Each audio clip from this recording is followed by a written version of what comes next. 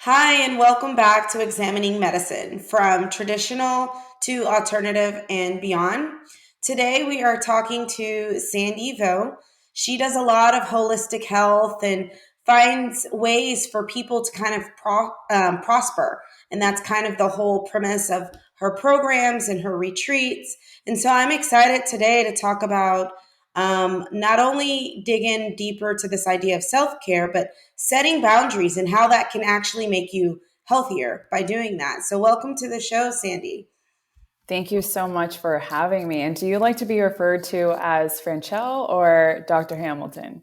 It's up to you. Whatever you prefer. I don't mind. It's up to you. All right. Everybody knows, on the show that I'm Dr. Hamilton. So, Yes. Okay. I'm gonna go with Dr. Hamilton. mm, So I just want to take a moment to acknowledge you though and what you're doing with this show. I think that on a lot of people's health journeys, one of the things that is hard for them is they feel like other people are more experts on their own bodies than themselves. And I think what you're doing that's really amazing is you're bridging the gap between what traditional mm, mainstream medicine looks like and giving power back to people to yeah. say, hey, like you can work as a partner in this health journey. So I think it's really amazing that you have a whole podcast show about that.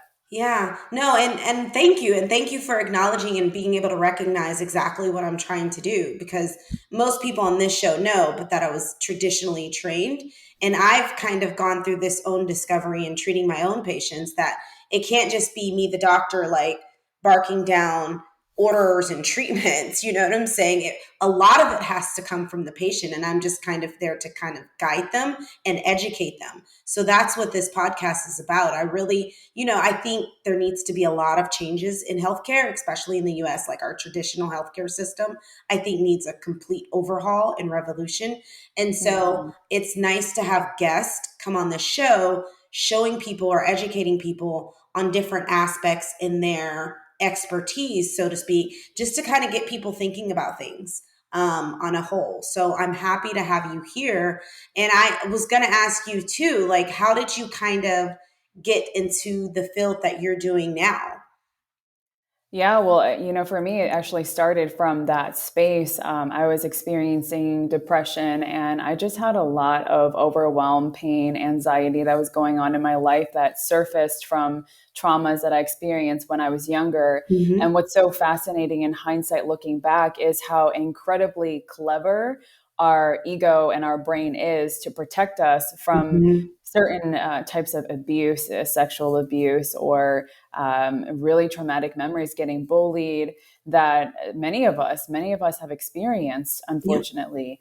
And so for me, it got to a point where there were so many things that was happening in my life at the same exact time. My dad, who I was super close to, left the family. My parents got divorced. I'm the oldest of two younger siblings. So I felt like once he left, the whole burden of everything that my dad was doing landed back on me. Yeah. And someone that was really close to me at the time, my cousin, had passed away from leukemia, all while I was stepping into my very first year of college.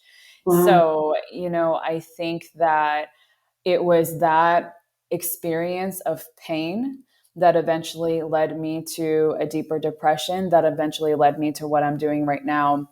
I remember one day getting to a point where I gained so much more weight on my body. And I'm 5'2", so I'm pretty small. Yeah. And I gained about 50 extra pounds, on my body. And I was Yeah. like, wow, something's going on here and I need help and something needs to change. So I went to my school psychologist, very privately, didn't tell any one of my friends what I was experiencing Yeah. because I wasn't able to sleep. I had insomnia. I just was so isolated. I just felt like it was hard to wake up. I had no extra energy to respond back to people. And at the same time, I was doing so many things at one time, being on multiple different organizations from the school, managing many different jobs. And it got to a point where I was depleted and exhausted. Yeah. And so I go to my school psychologist and I sit down and she sits in front of me with her clipboard and her legs crossed. And she asked me what was going on. And I told her, and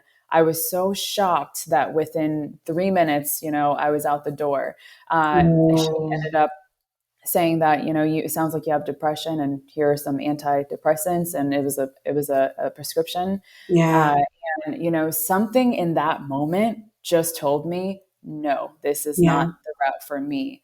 And that's when I started exploring holistic ways to treat myself, and I started to eat healthier, and my whole relationship with food began to change, and then it eventually led me to meditation, which is a whole nother realm, yeah. that completely healed my depression. Yeah, no, I 100% agree with you. And thank you for sharing that story because you'd be surprised how many people come from that place. I, having been a bariatric surgeon, seeing this and seeing people struggle with weight in epic proportions kind of was like, there's something else going on here. And me just giving them a surgery without them dealing with this kind of underlying rooted problems. And you're right, traumas from whatever it may be, that just kind of reverts them back to the same position. And I just increase their risk of this with this surgery. And so that's kind of where my journey and passion came from because I started seeing like there's got to be this kind of other way. The fact that you intuitively got there, kudos for you because I would say that's not the majority. The majority of would have either taken the medication or they would have just gone to another doctor maybe to get a second opinion. And obviously, I'm a physician, so I'm not against physicians. It's really just to open the eyes that there's got to be other ways. And so I've noticed like a lot of medical problems, and you just listed like eight. You know what I'm saying? That people go to see doctors for is rooted in something completely different. So you were stressed out, you were depressed, you had anxiety, you had weight gain, and not to mention all the other things that come with weight gain and all this other stuff. You were depleted, you had insomnia. Like I just listed like five or six medical problems that a lot of people would go see a doctor for. And then they're expecting a treatment. And even now I work in hospitals and they're just like, give me a pill. And I'm like, this is so frustrating. Like you don't need a pill. You need to figure out like what else is going. So I really appreciate that you kind of laying that out and then you intuitively kind of finding your own path to treat yourself essentially is what happened.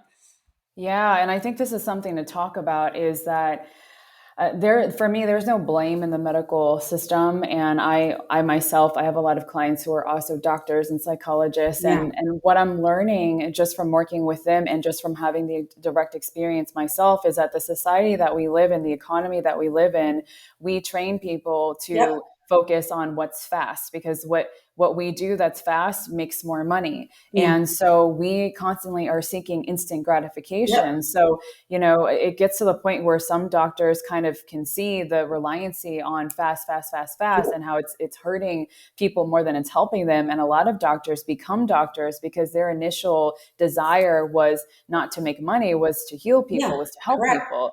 But eventually it gets to this point for them where they're in the system so much, and there's so much overhead control over how they do things, Yep. that now their patients are the ones that are like, no, I want it fast, I want it now. Yep. And it's hard for them to be able to actually insert their desire of real healing and holistic Correct. healing. Yeah. No, that's, I mean, that's exactly right. Cause I'm still in that environment. So I still have some patients who get it. And I'm like, no, this is the way that we need to do things if you want sustainable like recovery, not just treatment. And then you have others that are just like, no, give me the pill, like to fix everything. And I'm like, there's no magic pill. And so I think it's a societal problem here in the States. Like there's been Eastern medicine practices, which you know better than me, that's been for thousands of years that had nothing to do with our traditional Western treatments that are proving to be just as good, if not better, in resolving a lot of these kind of chronic conditions. So, no, I'm 100% with you on that. And that's why I've done this podcast just to open the eyes and ears of not only patients that there's another way, but also providers. Because I was in that too. I was traditionally trained. So like I Mm. 100% get it. And we're bred in that environment where we're thinking, okay, this is the way we treat, when now you're like, oh my gosh, there's so many other ways to do this. So kind of piggybacking on your experience, I wanted to bring up, because I've talked about self-care a lot on this podcast, so I won't kind of go deep into that here, because there's other stuff I want to talk about with you. But where do you think the term came from, and why all of a sudden is it so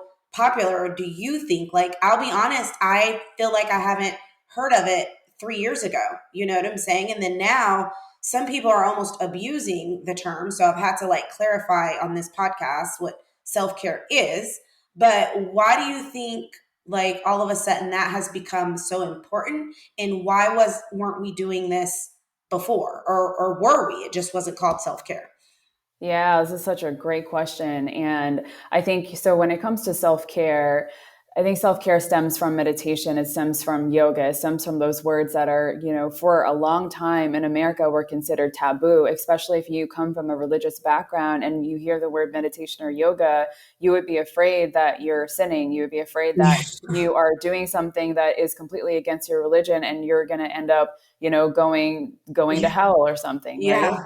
And so it was very much considered taboo. And what I've found, even within the past 10 years of doing this work, there has been so much of a shift where it's the I think what happens is when a lot of practices come from the Eastern traditions, when it comes to yoga and meditation, which I'm going to dive into a little bit more, and it comes over to America, it becomes mainstreamed. And when it becomes mainstreamed, and it's adapted by celebrity figures, by popular TV shows and media outlets, that's when more and more people start to adopt it and make it grand. And so self-care, what it's become in our mainstream society, has been about, bubble baths and getting a Yeah. manicure and a pedicure and, going for a girls' day or, Yeah, exactly. just listening to music, bath bombs. And we see it when we walk in Target. We see it, Yep. on magazines and everything. And I think the bright side to this is it's bringing people's surface level awareness to what self-care is, but it's actually not the root of what self-care Yeah. is.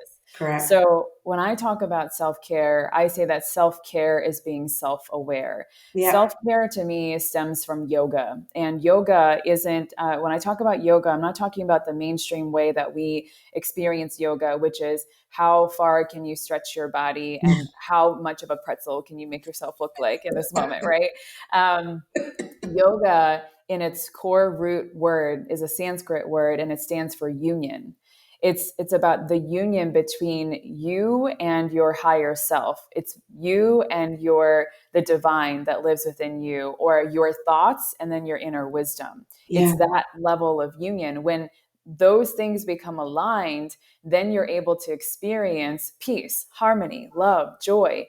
And when you do that, when you learn how to witness your thoughts in that way of, if I think this thought, what is it doing to my body? How does it feel? So when I say to Yeah. myself, I hate my body, you can feel the energy. Yeah. Just it lowers your energy and you feel drained and tired.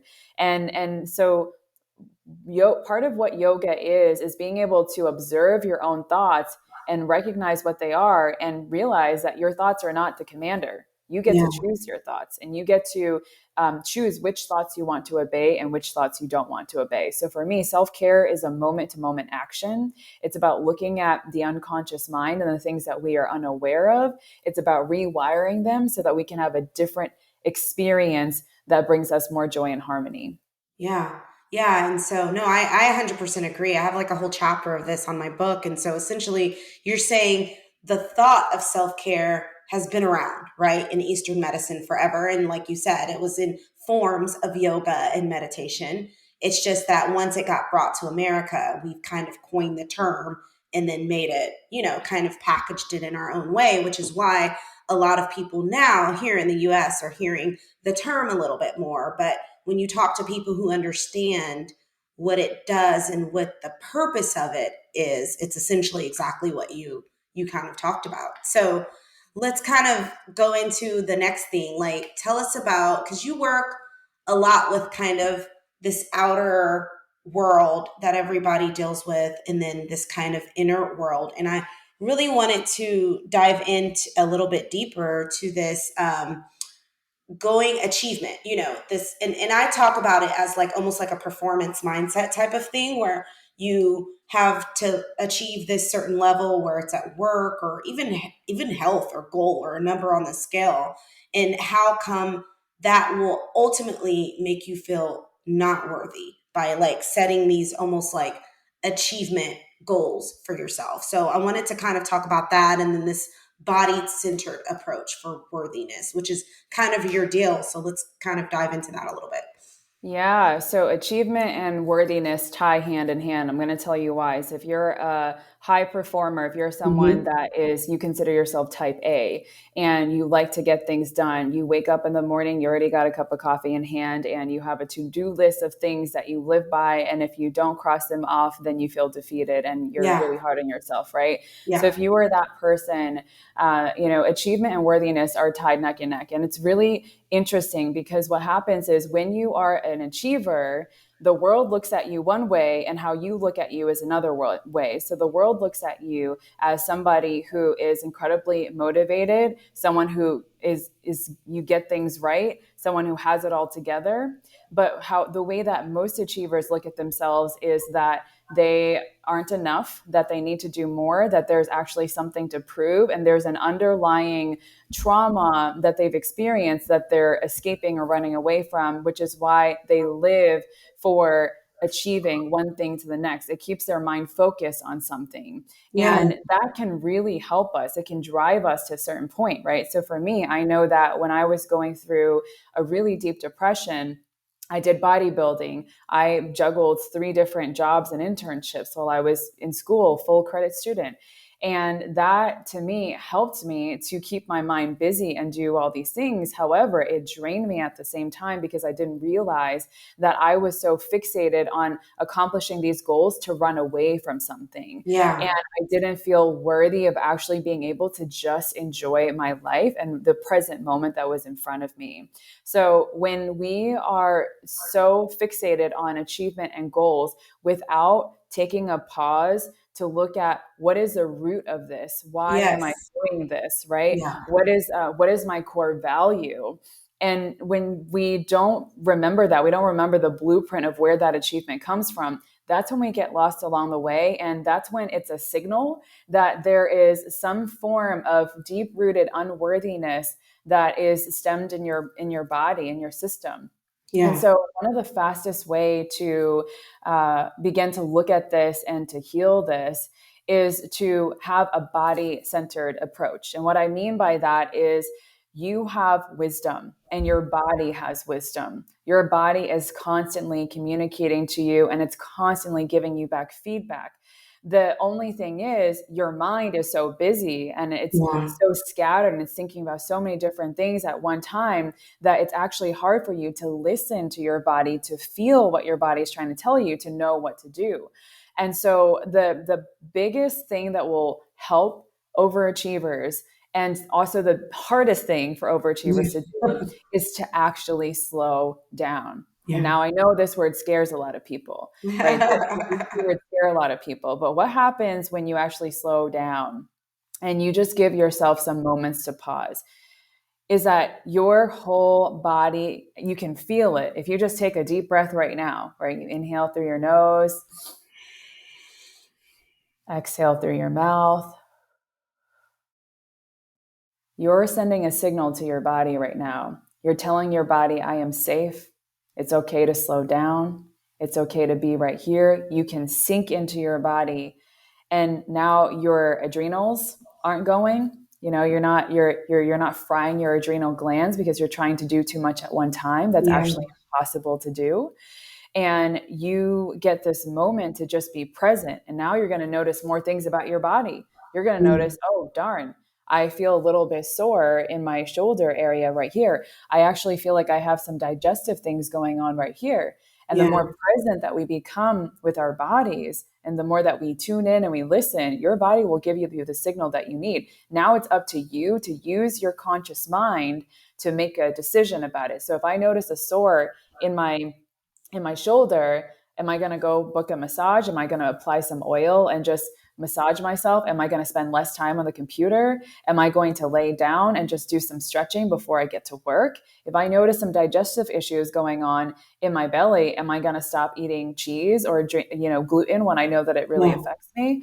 It's you taking those steps, living in union, living yoga, and asking yourself, what is good for myself, my highest and greatest good for myself, and then apply that. So Yeah. that's a body centered approach to being able to understand the tie between achievement and worthiness. And what I find that is so fascinating is for the people that actually take this on and do it, they experience their goals like 10 times Yeah. more. Let's say they set an income goal, they experience 10 times more of that income goal than if they were to actually move fast. So you Yeah. think that if you slow down that it's going to take away from your life, but it's actually making your moments a lot more enriched, and And you learn so much that you literally experience your goals 10 times more than what you thought that it was going to be. And that's what blows a lot of people's minds. yeah. Yeah. And so that's in a sense like setting boundaries, like stop, like slow down and kind of do these other things because I'm an overachiever.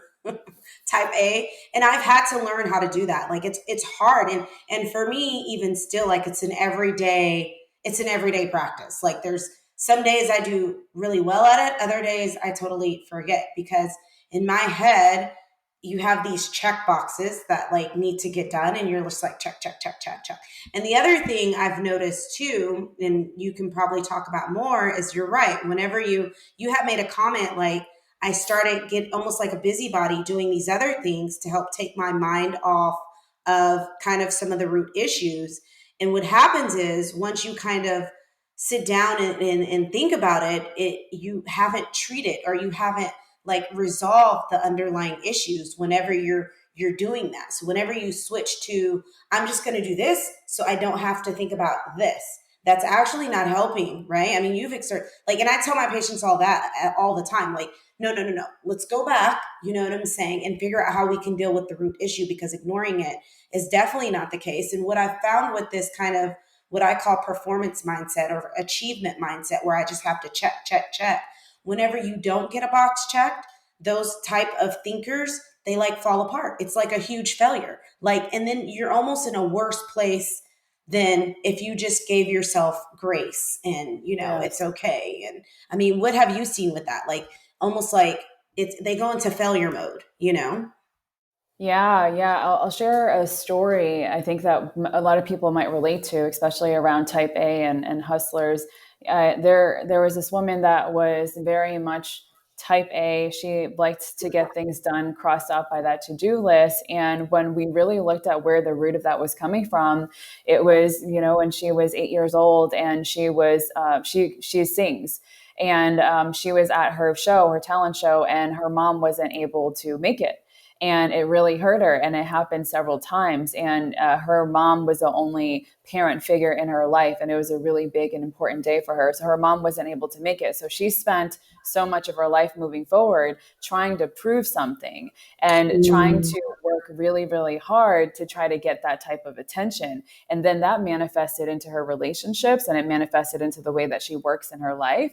And so yeah, we don't realize this, but so much of these root traumas that you're talking about, it stems from these moments that might not seem traumatic, but the way that I like to talk about trauma or define it is it's consciousness that's stored in the body that has never been released because yeah, we have been protected by it. We're not aware of what's going on. So we yeah, just live our lives not knowing that that's something that's present.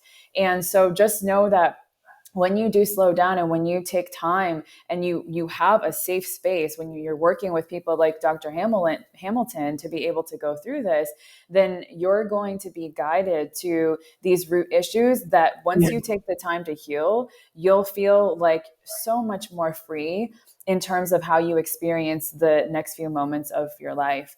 So going back to your question around what happens when you are overachieving and then you don't hit the mark and then you defeat yourself, that's something that I find that's very common. Another thing that I find that's common is guilt. So yeah. let's say that you're Guilt, not, shame. let's say, yes, let's say that you're an overachiever and you are practicing this. You're practicing slowing down. You're practicing taking some deep breaths for yourself. You're practicing setting strong boundaries in your life.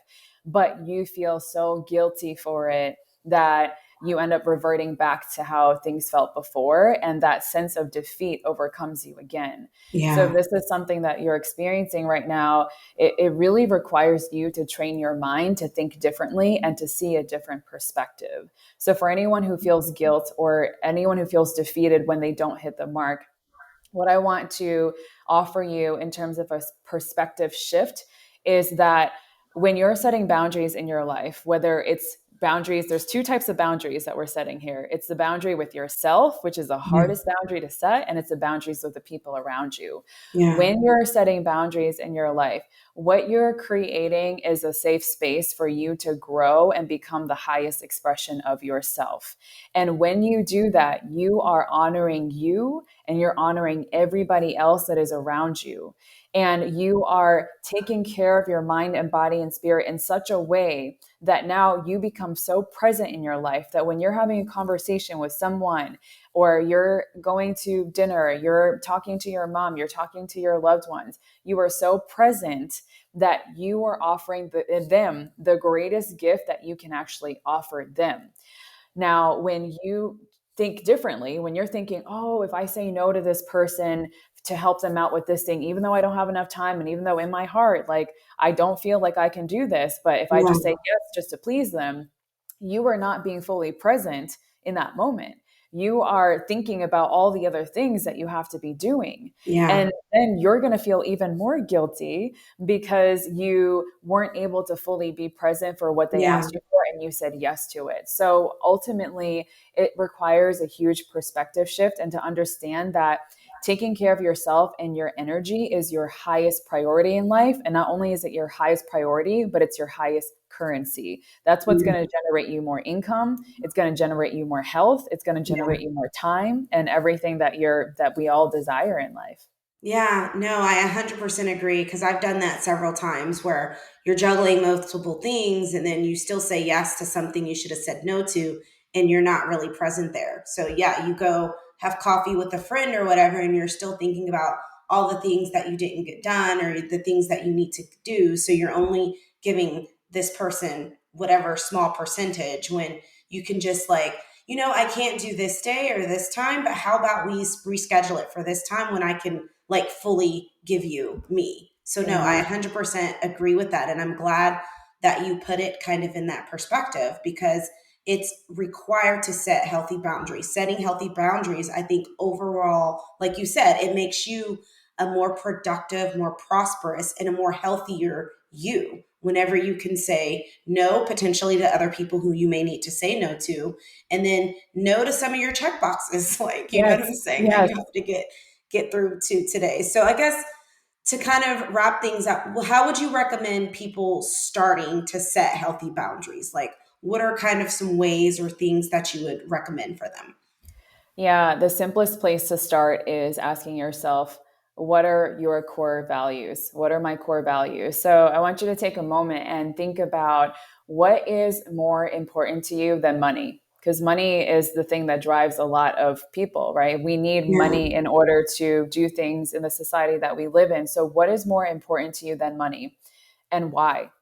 That is your core value. That is the thing that drives you at the end of the day. So that's what matters to you. So tune back into what your core values are, and then pay attention to how you can build your life around your core values. So when I'm working with my students, it's one of the first things that we do. We look at, okay, at the end of the day, what truly matters to you? Because this is going to be what drives you. And Yeah. then how can we set boundaries around that? So for example, if I had a student that said, my core value is inner peace, or my core value is spending quality time with myself or with the people I love, intimacy, right? Yeah. Then if you look at your calendar, does it create enough room for you to have inner peace? Does it create enough room for you to have intimate relationships? Are you saying yes to too many things, and you are filling up your life with too many things that actually don't even line up with this core value of yours? You say you Yeah. want inner peace, but every time your girlfriend,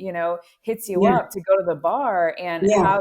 a few drinks or two and you feel hungover the next day, you say yes, right? Yeah, So it's correct. really about getting real with yourself and looking at what you say your core values are and then what actions are you doing, because something's not lining up here. Yeah, And part of living in union is looking at what my core values are and looking at my actions and then lining them up. So instead of going out to the bar every single Friday night when I don't feel like it, it's different if you feel like you want to celebrate. It's completely yeah, different, right? We have days yeah, for that too. But if you feel like I don't want to do this, but I keep going and I keep doing because I want to please my friend, she just got in a bad breakup and I want to be there for her. yeah, You know, if you keep doing that, then can you stay home and just spend a night taking a bubble bath and listening to some music and reading your favorite book that you have been wanting to read for a really long time? Can you do that instead? If yeah, you can continue to line up your actions with your core values, before you know it, you're going to look back at your life and you're like, darn, I'm actually living the life that I want to live. I'm not yeah. living the life that other people want to live for me. And this is the That's thing good. with overachievers, right? We want other Yeah. people, we're learning from other people instead of choosing actions for ourselves. Yeah, no, that's good. I like that. Living the life that you want to live and honestly you were meant to live instead of when you, I think, so I'll add, when you live the life that you want to live, it ultimately becomes the life you were meant to live. You will be able to Mm. fulfill whatever purpose that it was for you instead of trying to live the life other people want you to live. So no, I've seen that. I 100% agree with that. I'm so glad you've explained that. And thank you so much for sharing this knowledge and these different perspectives with the audience today. Thank you so much. Thank you so much for having me in your show. It's amazing.